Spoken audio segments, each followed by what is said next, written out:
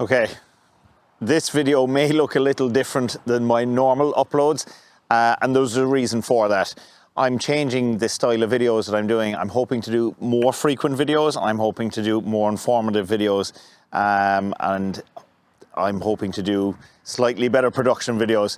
You've all seen the videos that I've been doing throughout lockdown, and I've been doing them on my phone, taking clips on the phone, basically just launching them all together, you know, having a basic introduction of what's going on, and then boom, uploading it to YouTube.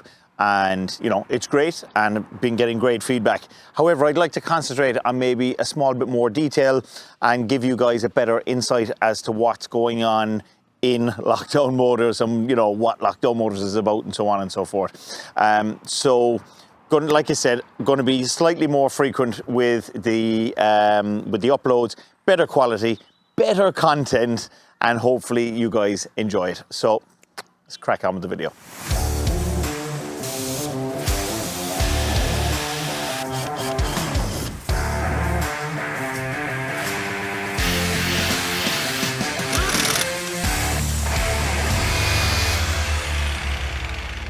Okay, beautiful E36 here. This car is a regular car here in Lockdown Motors. Yes, I actually have regular cars. I do quite a lot of, and have done quite a lot of work to this car. One of the things that I did recently was the interior, and I re-dyed the interior, and I did some work to the headlining. But the actual headlining is after coming away in the front of it now. So I've glued the back already, so I'm actually going to glue the front of the headlining, tuck that back up and make it look nice inside it. And the spoiler is actually after becoming loose in this for some reason. I don't know why, but we're going to inspect that, have a look at what's causing it, and make sure it doesn't become loose again.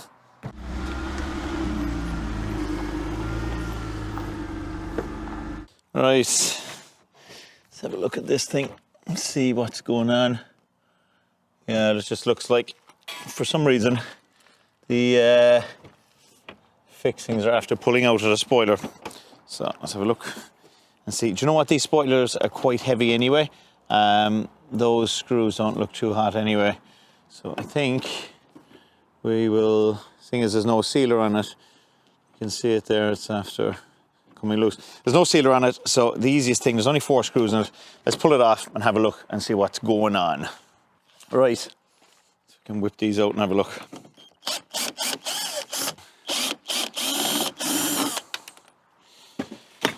So, Lockdown Motors, it's funny, you know, as days go on, you know, here I am working on, you know, now a customer's car, and a customer's car there, and there's another one over there and all that. But it's funny that within the space of 12 months, it's gone from, shit, we're in lockdown. What am I going to do? What am I going to do more so for myself to keep myself sane while I was waiting for everything to unfold, gym-wise and all that, and wondering when we're going to become back open. And I decided, right, okay, I'm going to work on cars. And I had an E36, a red E36, that was in a garage for ages. I had the engine taken out of it, and I wanted to restore it, so I restored it in the gym because, you know, that was when it was the original lockdown, when it was just like, oh no, we're not supposed to go anywhere. And I restored it from top to bottom, did everything. It's actually, you know, I actually documented that pretty well. Put a bigger engine into it, painted it, you name it, did it. It's amazing, like, that something so simple was born from that. And it went to second lockdown where I went, hang on a second, if I buy cars and do them up, I could, you know, I could sell them, and that maybe could help me keep the business afloat. So that was the second lockdown, which was 6 weeks, and I had 2 cars, and I did them up and I sold them, which was great. And then January came for what now is a huge lockdown, and a friend of mine messaged me and he goes, if you're going working on cars, would you consider working on mine, which was BMW E30? And I said, absolutely, drop it over on the 1st of January because we were going to be closed. And he dropped it over, you know, a couple of days into January. And it just took off from there. I just started documenting it and, you know, created a separate Instagram account, which I felt was, you know, needed because obviously a lot of people on my normal account didn't, you know, they were into fitness. They weren't following me for cars. So had a separate social media, separate Instagram, and it just grew from there. And I never advertised. I never asked anyone, do you want to send your car to me to get worked on it? I just post cars, what I was working on, and people, randomly message me and say, look, would you do this to my car? Yeah. And it just progressed on from there. And here we are 5 months later, on the verge of the gym turning back into the gym again. Cars everywhere, scrap everywhere, and just on the cusp of transitioning into Lockdown Motors being a thing, because it was never meant to be a thing, but there's just so many cars out there that that are queuing to come in still, that it would be stupid not to continue it. And the journey of Lockdown Motors is working on cars that are ever so slightly different, and the guys and girls that own them know that they can take them someplace where the car is going to be treated the way they want it to be treated. And if you're not a car person, you won't understand that. But any car person understands what I mean when I'm saying that. You take your car into a normal run-of-the-mill place, and it's just like, what are you bringing that heap of shit to me for, or that kind of thing, or that scrap, or we're not interested, that job is too big, and essentially you almost feel stupid asking someone to fucking fix your car. So I was like, there has to be a place that you could take your car where the person going there goes, you know what, fuck yeah, that's cool, or how about this idea, and that you can voice your opinion on how much you love your car, but also that the work is going to be right, And there's so many jobs that I've done, that I've redone, not without even telling the customer before they've got it back because I wasn't happy with it. I'd always look at them and say, look, well, if it was my car, would I be happy with it? And if the answer is yes, then it's good to go. If it's not, do it again. What I'm trying to do here is get some ever so slightly thicker screws in place. Now the screws are basically only just to kind of give it a tiny bit of support. I'm going to put on Tiger Seal, and the Tiger Seal will be doing all the bonding. Tiger Seal is amazing stuff. I was asked the other day what, I didn't know you were into cars. I just always thought you were fitness. And the truth is, I'm more cars than fitness. Fitness was only kind of, in the last, 10 years? But I grew up in the motor trade, grew up, playing with cars. My dad was all in the motor trade all his life. And he used to, buy and sell cars, to scrap cars, that kind of thing. And that kind of got me into it. And I can remember the first time I ever worked on a car. I can't remember what age I was, but I must have been really young. And I had cut my own hair, and I had taken trying to cut the fringe. Fuck knows what I was doing. But I took the center out of it. And I was like, oh shit, what have I done? And of course, didn't want to be seen, and was, trying to get out of school.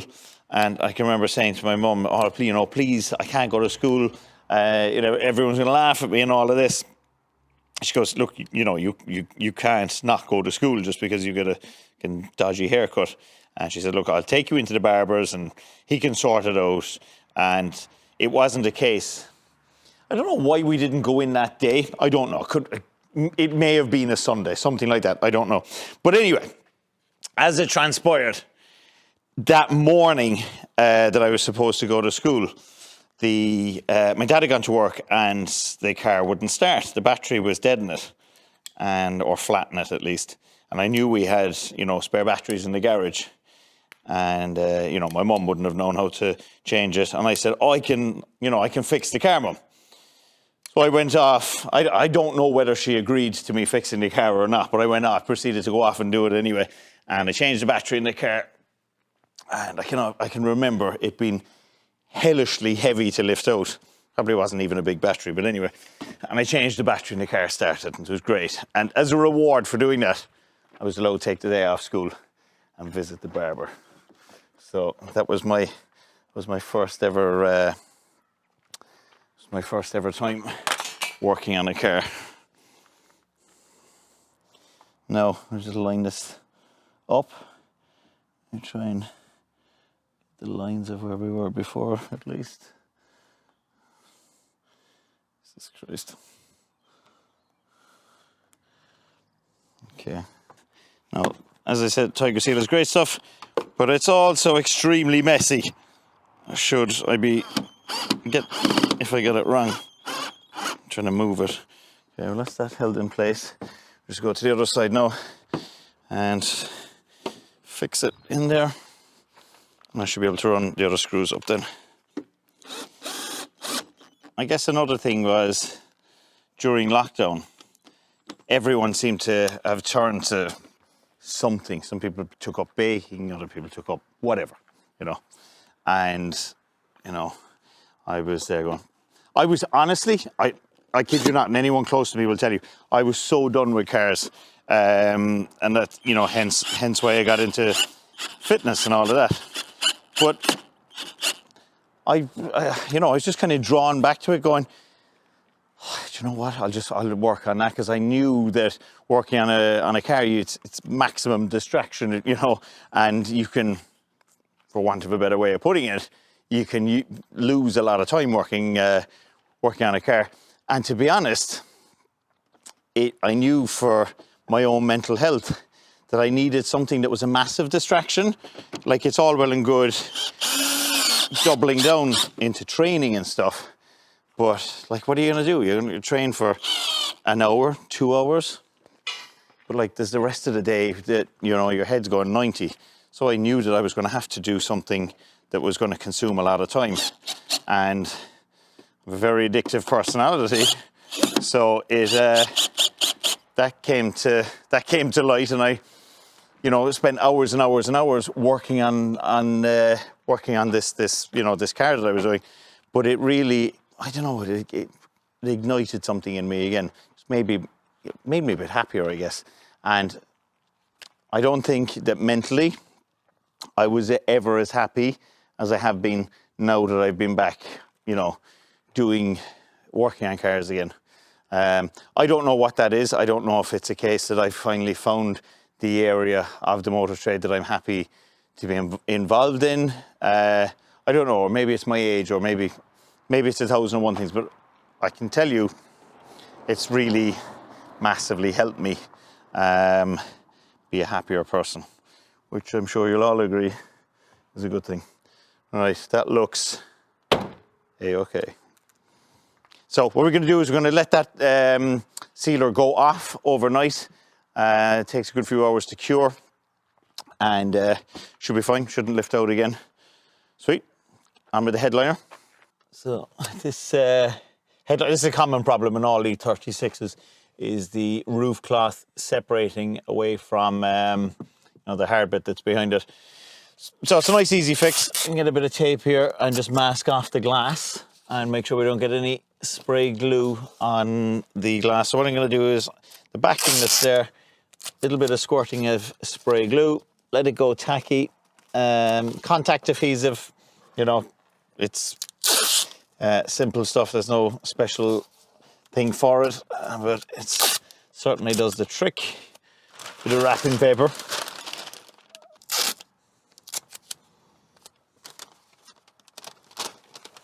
Now I get that up there in place, and hopefully won't destroy the car with glue.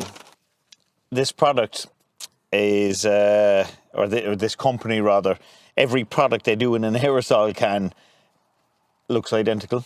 There's no, you know, there's nothing to distinguish it except for the part number on the front of it, and obviously its name there. So the other day they do a stone chip, black stone chip, and I was using it on the RX-7. So I was there going, right, okay, fuck, ran out of, you know, the can, picked up another can, and went, and next thing, glue everywhere. So fuck. So yeah, it's you have to read what's on the front of it. Right, okay, I'm gonna spray this on here now and try and be as tidy as I can. That's all right. The key with this stuff is just to give it ever so slightly small bit of time, just to let it go almost tacky, not wet. And when it's tacky, it's malleable, meaning that I can catch the cloth here now in a minute. I'll be able to roll it up into it. That will have bonded, and I can, you know, feed it as I go.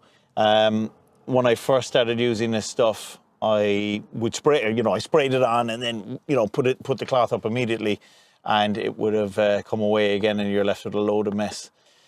While we're waiting for the glue to get tacky, the interior in this car, so these seats are known as Vadars, and they come in E36 M3s. They're a beautiful seat, as you can see. This is actually the headrest, and that rises all the way up.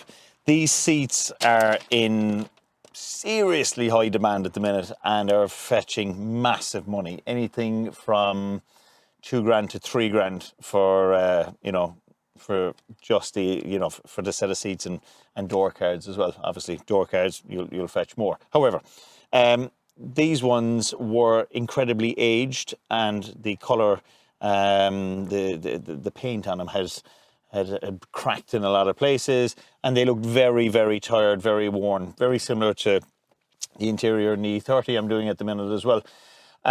You can get special leather paint, and that's what I treated it to 6 coats of that about a month ago, and they seem to be holding up extremely well, and they look so much nicer in here now.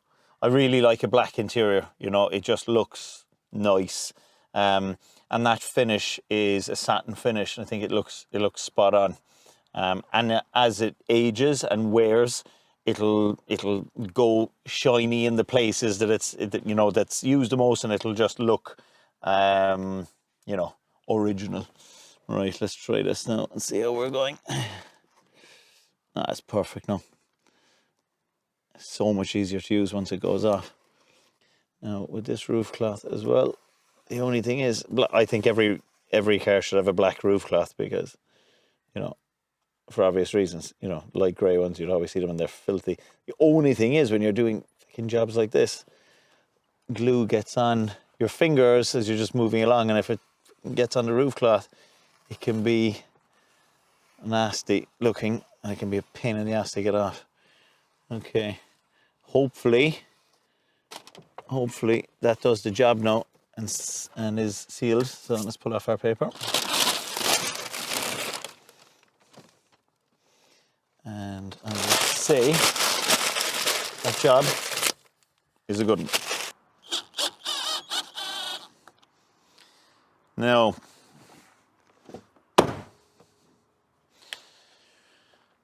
is that, and that car is now ready for collection, so I am going to put it back where I found it.